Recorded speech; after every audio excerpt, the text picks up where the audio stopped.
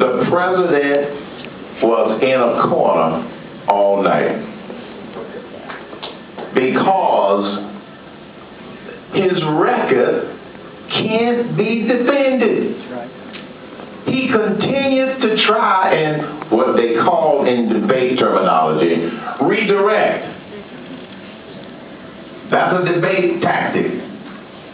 You don't like the question or you're going to be on the defense, you redirect it and you change the subject. Jim Lear tried to get him back and he said, oh, no, let me make this other point. No. Now, let me tell you about my grandmama. I don't want to know about your grandmama. I want to know what you're going to do.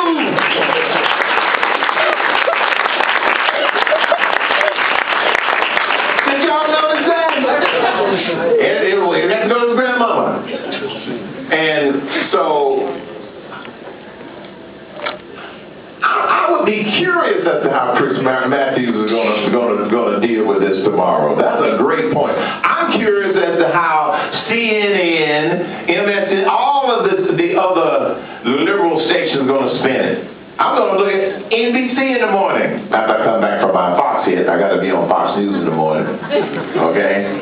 I'm curious as to how they're going to portray this. Did you notice at the end, Obama didn't look right into the camera. But they could have Romney did. I'm sitting here thinking to myself, Governor, please look into the camera. He looked right into the camera. And it was convincing. It was passionate. And I did a bunch of interviews this week as well as today where people were asking me, what are you looking for in this debate? Now that it is over, let me tell you what I told the reporters that I expected. And we've got the tape to prove that I said this. Number one, Governor Romney will be the most prepared. Number two, he will have the greatest command of depth of knowledge of all of the subjects. He knew his facts. And a couple of times, President Obama tried to use false information and Governor Romney said, well, I'm sorry, but that's just not true. You know, he said, I love this line. Let's see if the mainstream media reports it. You occupy a White House and a jet, but you don't occupy the facts. And he kept trying to distort the facts. President Obama did. So I'm going to be curious as to how they're going to portray this tomorrow. He'll probably, I call it the mainstream lapdog media. I doubt if you hear the words by any of those, as well as NBC, CNBC, CNN, I doubt if you hear the words, Romney won. I doubt if you're going to hear those words. They're going to try to talk about it and cut it up and give their analysis and on and so forth. They're not going to say Romney was a clear, hands down winner. He had command of every topic with facts, with details. He talked about the kitchen table.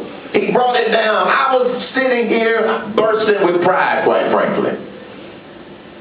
So, we'll see how the liberals spin it. Couple of quick points.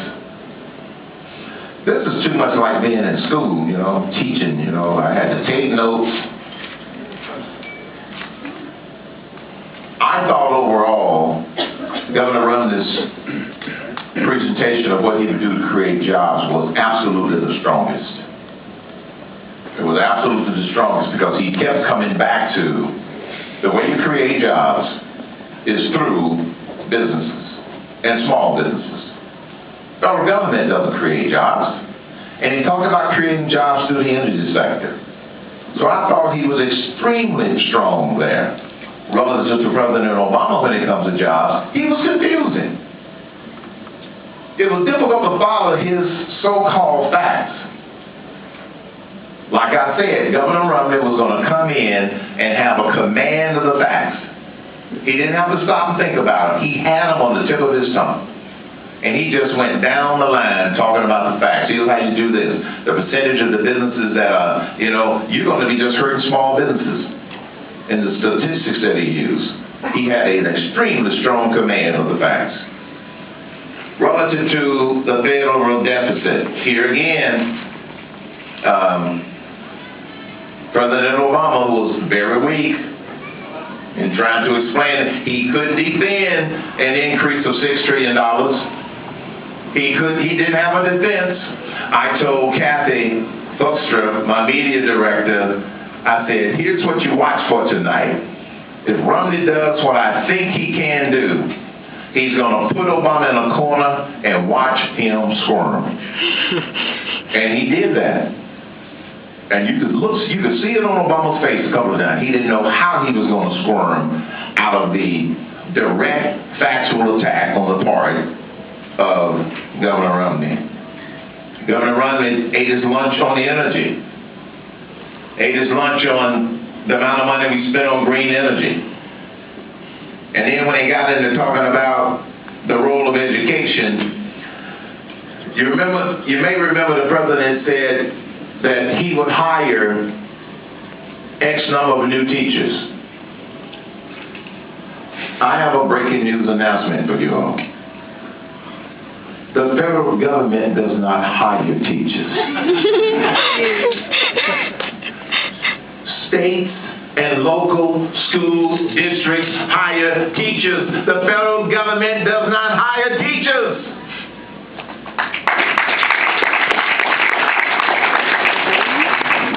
It's a false premise. That has no way he can do it. Now, could he get some more stimulus money and throw it at the states and say, go hire some teachers? Yeah.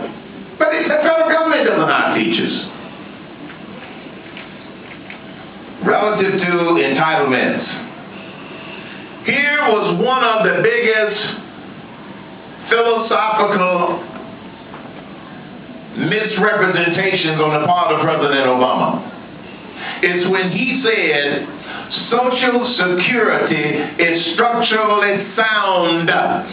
No, it is not. It is structurally broken. Social Security must be restructured. We have an unfunded liability relative to Social Security that's going to take us off a fiscal cliff. It is not structurally sound. And to Governor Romney's credit, he talked about, if you're already on it, we're not going to change your benefit, but we got to change the structure. It is not structurally sound. That is a fact, folks. Read the latest Social Security trustee report. You can find it online. That's the economic stop more. I like that.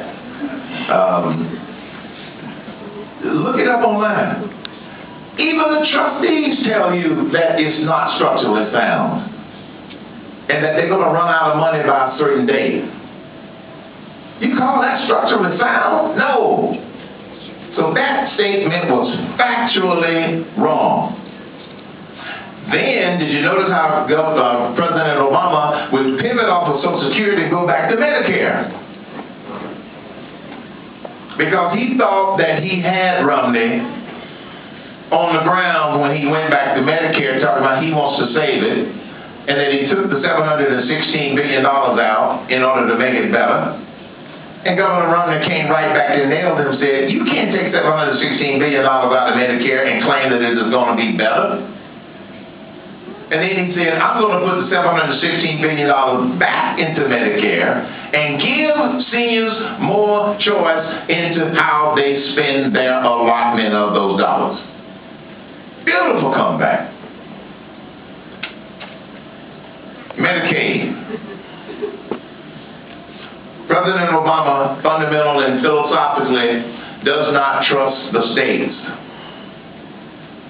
He trusts big federal government. He trusts big federal government, not the states. That is a fundamental philosophical difference. Regulations, I thought it was interesting that Governor Romney mentioned 122 small banks that closed. I know some of those bank presidents. I went to lunch with some of them while they sat there and cried because they didn't do anything wrong. It was just the heavy-handedness of the new rules that came out of Dodd-Frank. Small banks and community banks are the ones that help make loans loans to new businesses, entrepreneurial businesses, small businesses, give them a line of credit. A lot of that has gone away because of Dodd-Frank. And this economy didn't get into the situation that it is in, folks, because of the policies of the last 8 years prior to Obama. The catalyst was the failure of Fannie Mae and Freddie Mac because of easy money, bundling of mortgages, as well as crooked executives at Fannie Mae and Freddie Mac who cooked the books, and the two people in Congress that had responsibility for oversight. In the Senate, it was Senator Chris Dodd. In the House, it was Congressman Barney Frank. They headed up the oversight committees that were supposed to keep Fannie Mae and Freddie Mac honest. They didn't do their jobs. And then when President Obama said, we're going to overhaul and clamp down on Wall Street, this didn't have anything to do with Wall Street. Then they appointed the two biggest crooks in Washington to rewrite the legislation, Dodd and Frank.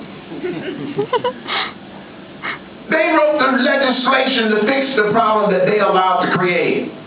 That's why I agree with Governor Romney that it needs to be repealed and it needs to be replaced.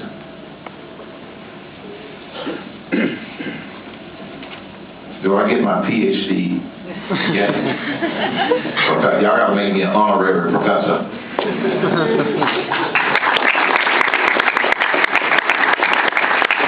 Let's start a seminar called Presidential Politics. How about that? That would be a good one. By the way, I know, is Dr. Michael Crow still the president? Yes, he's a friend of mine. Great guy, great president. You all are very fortunate to have him. He and I served on a board of directors together years before he came here, before I did some other things. He's a great, great college president, I really do. And he was going to be here tonight, but he had to be out of town. Let me close with this, folks. Those are all my notes. And I was taking notes because we had to follow it along. One of the things that I often get asked is, do I think about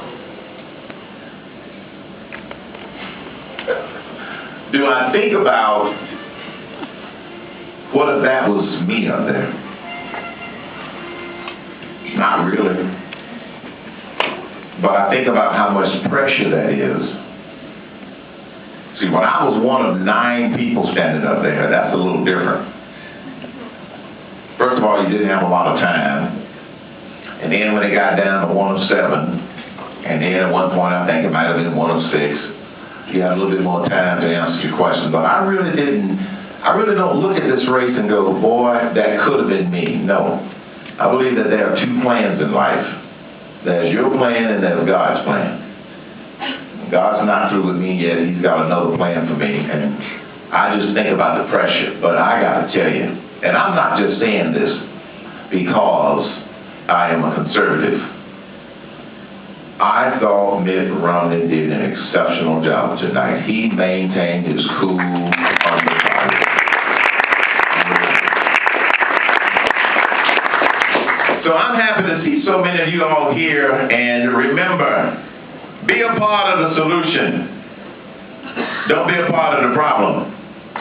I'm glad that you're here and you're part of the solution, and spread the factual word to some of your friends. You're not going to save everybody. Let's just save the savable. If we save the savable, we win. Because the future of this country, folks, is at stake. Thank you very much, and thank you for